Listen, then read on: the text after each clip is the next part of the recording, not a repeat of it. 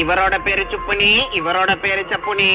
இவங்க தாத்தா மங்குனி புதைச்சு வச்ச புதையில நோக்கிதான் இவங்க பயணிச்சிட்டு இருக்காங்க.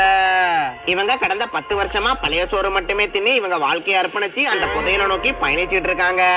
தோற்றத்துல தற்குறி மாதிரி இருக்காங்களே, இவங்க எப்படி இந்த புதையில தீருவாங்கன்னு பாத்தீங்கன்னா, இவருக்கு நாயை விட 10 மடங்கு மோப்ப சக்தி இருக்கு, இவருக்கு யானையை விட பெரிய மூல சக்தி இருக்கு.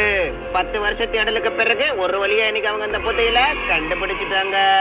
அந்த புதையில என்ன இருக்குன்னு தெரிஞ்சுக்கிறதுக்கு முன்னாடி, உங்க வாழ்க்கையில டிப்ரெஷனா இருந்தீங்கன்னா இந்த வீடியோவை லைக் பண்ணுங்க.